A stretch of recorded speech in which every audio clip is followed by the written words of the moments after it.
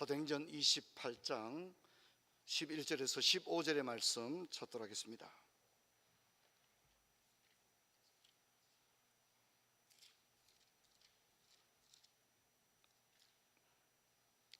사도행전 28장 11절에서 15절의 말씀입니다.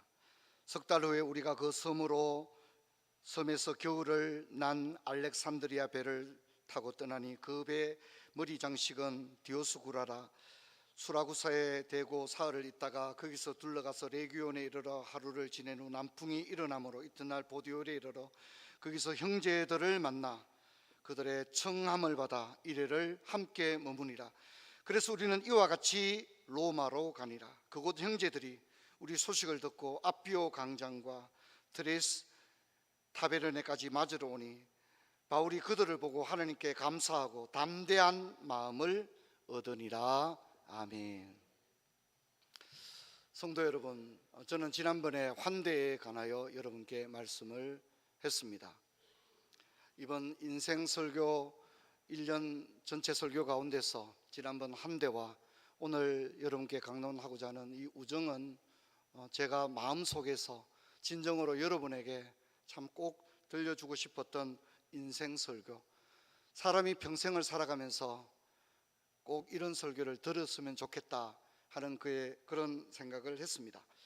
주님은 최후의 만찬에서 제자들의 발을 씻겼습니다. 베드로는 거부했지만 내가 너를 씻지 않는다면 너는 나와 상관이 없다 이렇게 말했습니다.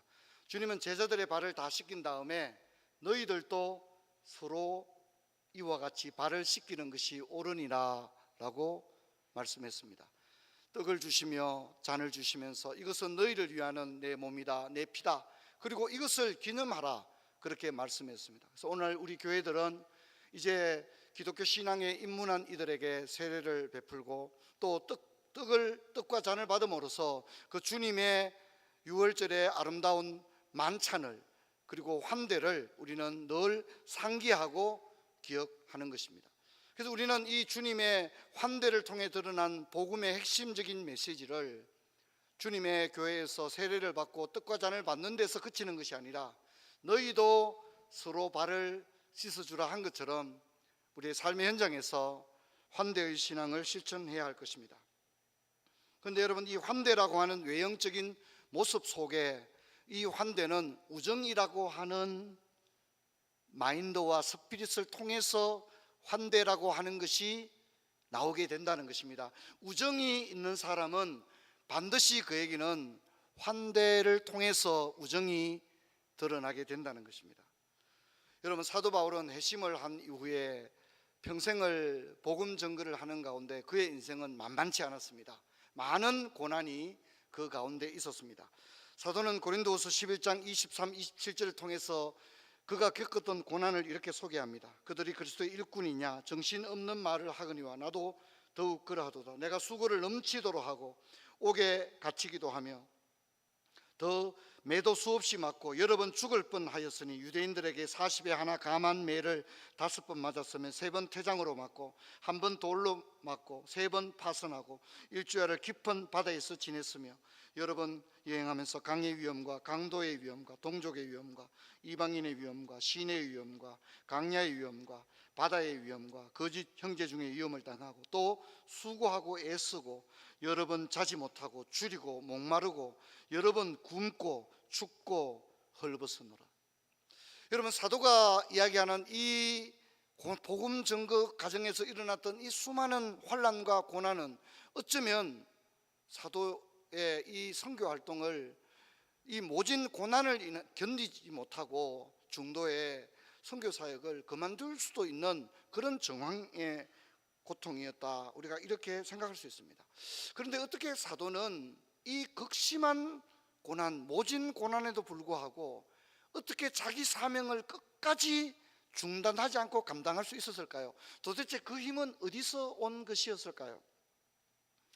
여러분, 사도는 이렇게 물리적인 고난도 당했지만 인간관계를 통해서 겪는 고통도 극심했습니다. 그래서 그는 고린도후서 1장 15절에 이렇게 말합니다. 아시아에 있는 모든 사람이 나를 버린 이 일을 내가 아나니 그 중에 부겔로와 흐모게네도 있느니라 라고 말합니다. 여러분, 사도가 가는 곳마다 환영을 받은 게 아니라 아시아의 모든 사람이 나를 버렸다.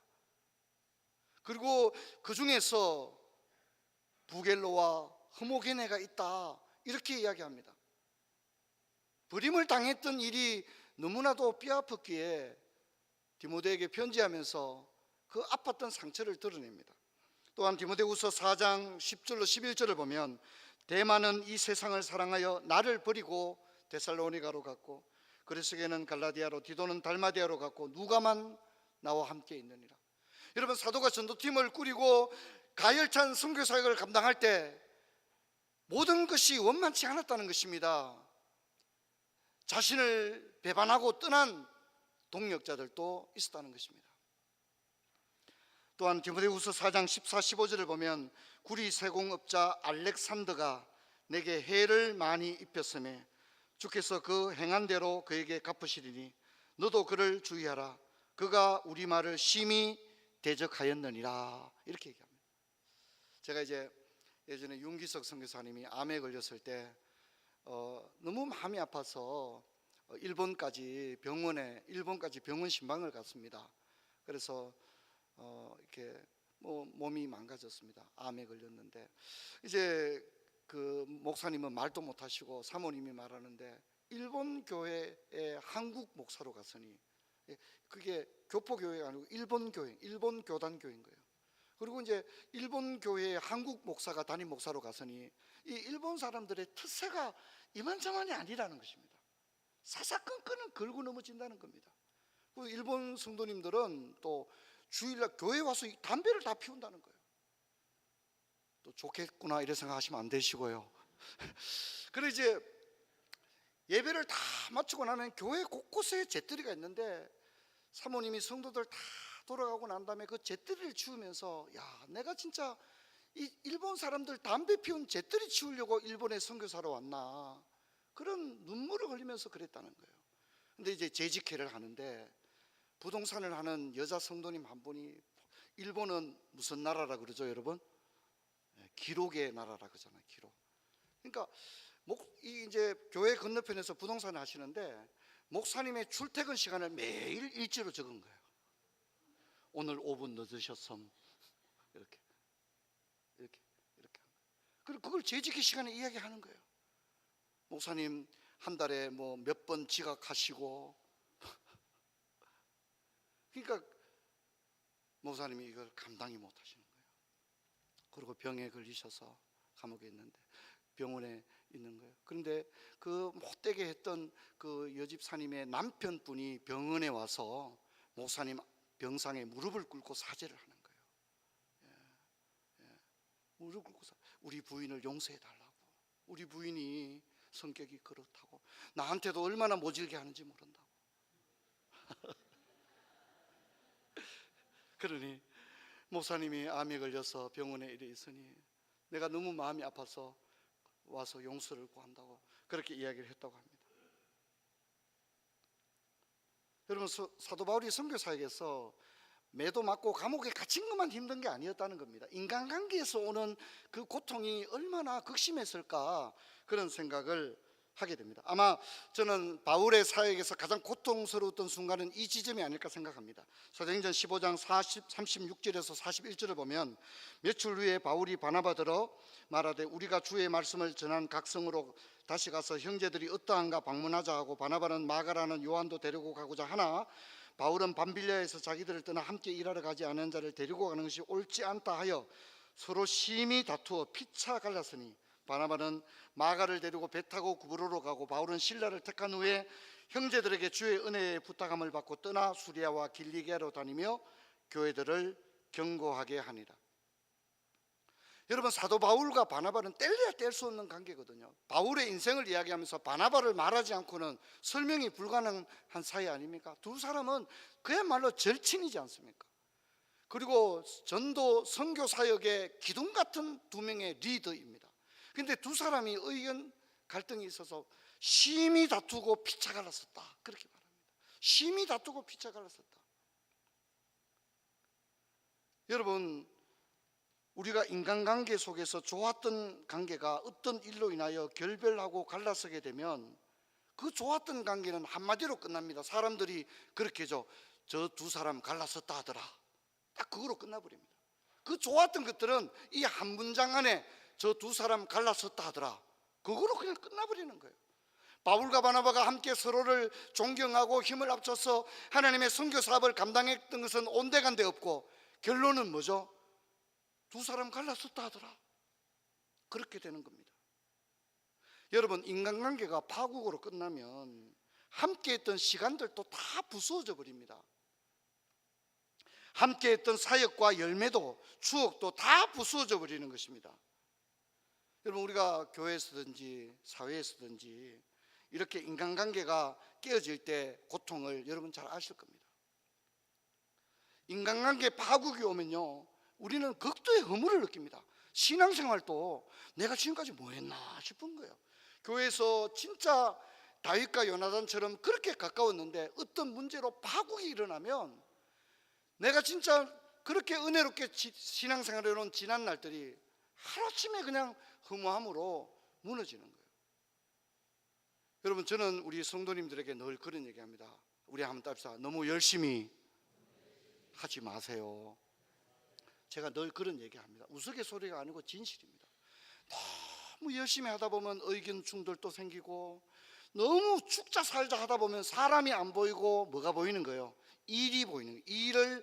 일을 이따구로 하느냐, 사람이 더 중요한데 일이 막 더 커 보이니까 일을 이런 식으로 하냐고. 그렇게 되면 그 일 앞에 수많은 사람이 일은 성공해요. 멋지게 잘하고 기념사진도 찍는데 그 일 끝나고 나면 수많은 사람이 그 일에 매장돼 버리는 거예요. 저는 그러기를 원치 않습니다.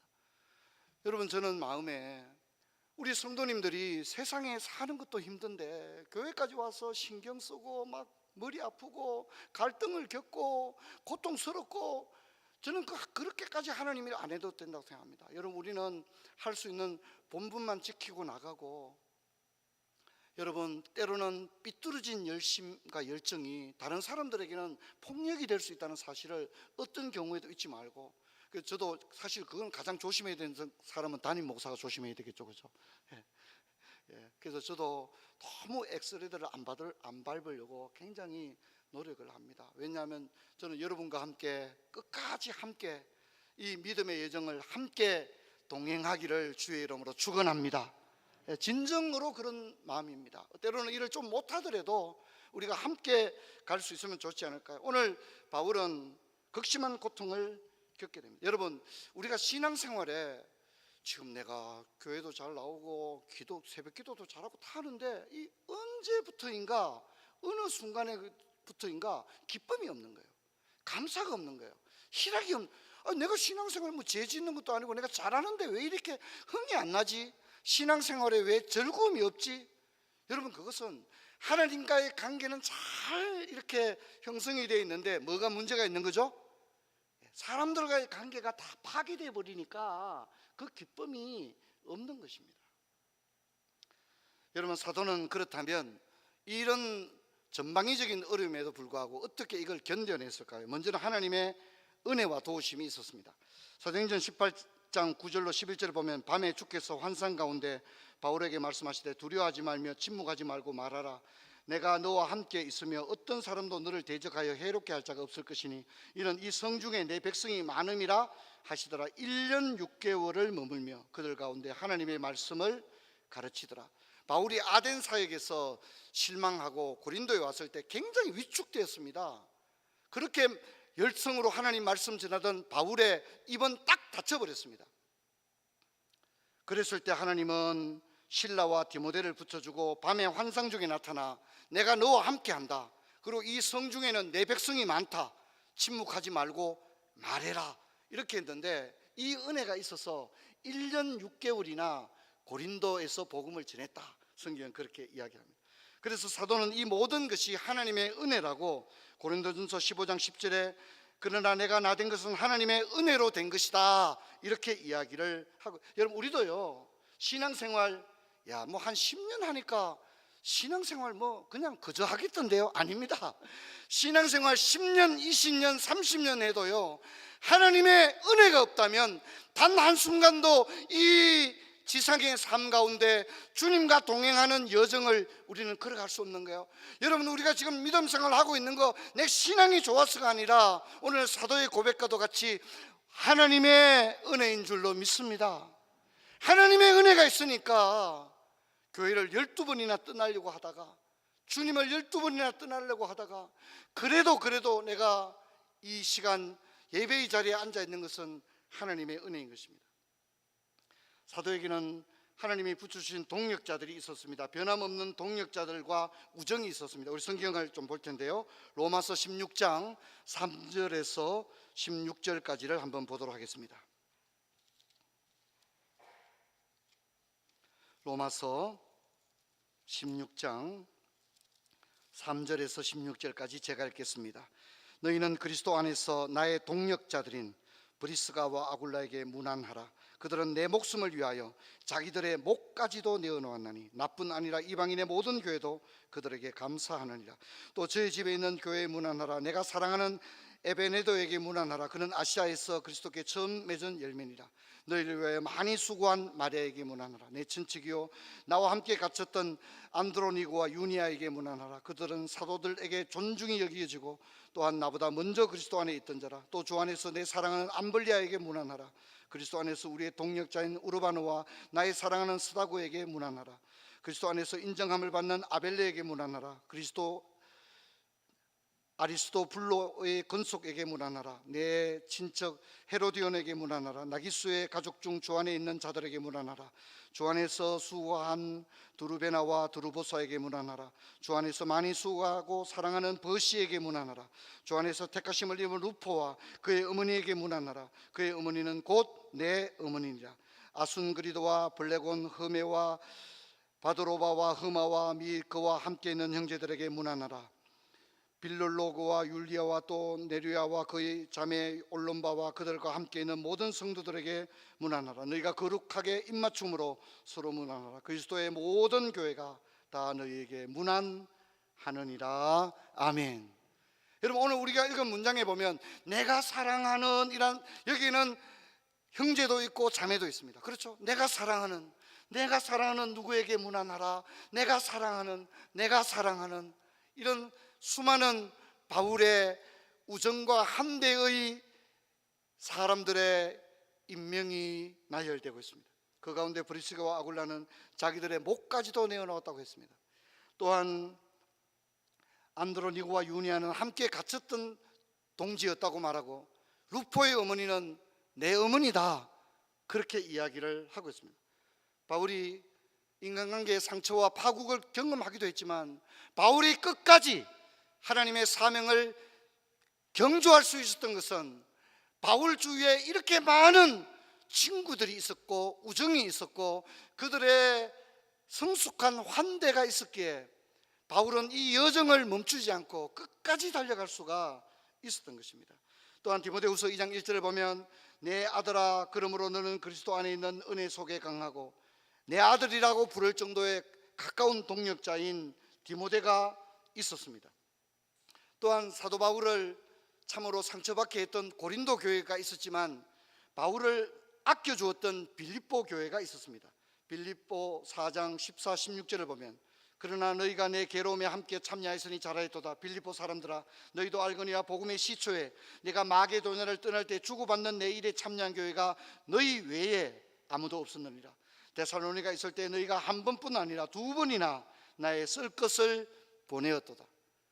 내 아들이라고 부를 수 있는 든든한 디모데가 있었고, 또 바울을 늘 걱정하며 응원해주고 기도해주던 빌립보 교회가 있었고, 또 빌립보 교회에 애정이 담긴 선교 헌금이 있었음을 바울은 회고하고 있는 것입니다. 사랑하는 성도 여러분, 오늘 저는 사도행전 28장을 읽었습니다. 저는 이 부분이 사도행전을 읽을 때 천천히 읽는 텍스트입니다. 너무 아름답고 그래서 이렇게 마음에 이렇게 그려보기도 합니다. 오늘 28장은 사도행전의 마지막 장면입니다. 바울은 선교 활동에 하다가 유대 당국자들에게 고소되고 이제 체포되게 됩니다. 예루살렘에서 인생이 끝날 줄 알았는데 로마로 압송됩니다. 근데 로마로 압송되는 과정에 풍랑을 만나 배가 거의 부수지게 되면서 굉장한 어려움을 겪게 되고, 또 배는 결국은 파선에서 멜리데라는 섬에 임시 정박을 하게 되고, 근데 때는 겨울이었습니다. 그 추운 겨울을 미결수의 신분으로 그 추운 겨울을 3달 동안이나 멜리데에서 지내게 되었습니다. 그리고 이제 바울은 로마로 마침내 따뜻한 봄이 와서 로마로 가게 되는데, 그 일정을 보면 멜리데에서 수라구사로 레기온을 지나 보디올로, 그리고 아피오 광장을 지나 로마로 가는 일정이었습니다. 자, 그런데 보디올에서 형제들을 만났다 그랬습니다. 보디올에서 형제들을 만났는데, 이 보디올은 로마와 가까운 곳이니까 우리가 아까 읽었던 로마서 16장 3절부터 16절에 나오는 그 어떤 사람들 중에 분명히 형제라고 바울이 지칭했던 사람들이 있지 않았을까 생각됩니다. 그 형제들이 바울이 미결수로 로마로 압송되는데 관계자들에게 당부를 하고 좀 휴식을 취하고 갈 수 있도록 보디올에서 일주일 동안 형제들과 함께 머물렀다, 그렇게 성경은 이야기합니다. 여러분, 로마로 압송되는 과정에 예기치 않았던 보디올에서의 형제들과의 조우, 그리고 그들의 일주일과 함께 지내는 동안 그들로부터 받았던 환대와 위로와 격려는 사도를 지치지 않는 힘을 주는 능력이 되지 않았을까, 그렇게 생각합니다. 그리고 이제 또다시 로마를 향해 가는데, 이번에는 아피오 광장에 사람들이 마중을 나와 있었다, 그렇게 말합니다. 마중을 나왔다는 겁니다. 근데 누굽니까? 그들이 누굽니까? 그들, 로마에 있는 그들이 아피오 광장까지 미결수로 끌려가고 있는 바울을 마중 나와 주었다, 그렇게 이야기를 하고 있습니다. 여러분, 그 일로 인해서 얼마나 힘이 되었습니까? 성경 같이 한번 읽어볼까요? 28장 15절 같이 읽겠습니다. 그곳 형제들이 우리 소식을 듣고 아피오 광장과 트레이스 타베르네까지 맞으러 오니 바울이 그들을 보고 하나님께 감사하고 담대한 마음을 얻으니라. 할렐루야. 저는 성경에서 너무 아름다운 장면이라고 생각합니다. 여러분, 우리가 사람이기 때문에 사람이 그립습니다. 미결수의 신분으로 로마로 압송되던 바울은 생각하지도 못한 사람들이 아피오 광장에 마중을 나와 있다는 사실을 알게 되었을 때, 그의 마음은, 지쳤던 그의 마음은 얼마나 기쁨과 한이로 차올랐을까요? 여러분, 우리가 어떤 나라에 생전 처음 가보는 어떤 나라의 낯선 외국의 공항에 내렸습니다. 그럼 얼마나 외롭습니까? 그런데 그 공항에 누가 나를 마중 나와 있는 거예요. 이미그레이션을 통과해서 다른 사람들은 다 가족과 허가하는데, 나는 이 이국 땅에 아무도 알지 못하는 공항에 내렸는데, 생각지도 못한 사람이 내가 온다는 소식을 듣고 그 공항에 마중을 나와서 밝은 미소를 띠면서 이렇게 자신이 왔다고 우리에게 손짓할 때 놀라기도 하고 얼마나 기쁠까요? 그 공항에 누군가 나를 맞으러 나와 환영하고 차를 태워 자기 집으로 인도하고 정성을 다해 준비한 저녁을 먹고 밤이 늦도록 그동안 살아온 이야기를 나눈 다음에 잘 준비된 침실에서 편안하게 잠자리에 들게 되었을 때, 그의 마음속에 차오르는 인간으로서 느끼는 그 따뜻함, 그런 것이 있지 않을까요? 여러분, 우리가 살아가는데 힘든 것은 일이 힘든 것이 아닙니다. 아무도 내 마음을 알아주는 사람이 없고 내 마음을 털어놓을 사람도 없기 때문입니다. 우리가 때로 허물을 느끼는 것은 마음을 나눌 친구가 없기 때문입니다.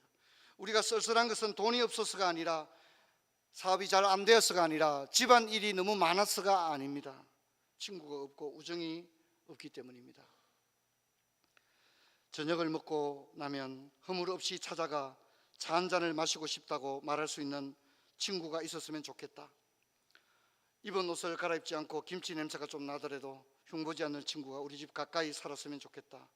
비 오는 오후나 눈 내리는 밤에도 고무신을 끌고 찾아가도 좋을 친구, 밤늦도록 공허한 마음도 마음 놓고 보일 수 있고, 악의 없이 남의 얘기를 주고받고 나서도 말이 날까 걱정되지 않는 친구, 그가 여성이어도 좋고 남성이어도 좋다. 나보다 나이가 많아도 좋고 동갑이거나 적어도 좋다. 다만 그의 인품이 맑은 강물처럼 조용하고 은근하며 깊고 신선하며 예술과 인생을 소중히 여길 만큼 성숙한 사람이면 된다. 그는 반드시 잘생길 필요가 없고 수수하나 멋을 알고 중후한 몸가짐을 할 수 있으면 된다. 나는 많은 사람을 사랑하고 싶진 않다. 많은 사람과 사귀기도 원치 않는다. 내 일생에 한두 사람과 끊어지지 않는 아름답고 향기로운 인연으로 죽기까지 지속되길 바란다. 유한진의 질환지교라는 수필입니다. 여러분, 하나님은 아브라함을 나의 친구다 그렇게 말했고, 예수님도 제자들에게 나는 너희를 친구라 하였노니 라고 말하고 있습니다. 여러분, 진실한 믿음, 진실한 신앙은 반드시 우정이라는 모습을 통하여 또한 환대를 통하여 드러나게 될 줄로 믿습니다. 여러분, 오늘 우리 교회가 부족한 것은 목사가 설교를 잘 못해서가 아니라고 생각합니다. 오늘 우리들에게 우정이 없기 때문입니다. 여러분, 우리가 교회에서 왜 종종 분란이 일어납니까? 어느 교회가 싸웠대더라. 그래서 교회가 풍지박산 났대더라. 그 교회 믿음이 없어서가 아니라 우정이 없기 때문입니다. 우정이 없기 때문인 것입니다. 사랑하는 성도 여러분, 저는 우리 교회에서 만나는 여러분들을 그리스도 안에서의 아름다운 친구로 여길 수 있기를 주의 이름으로 축원합니다. 아름다운 친구가 되실 수 있기를 바랍니다.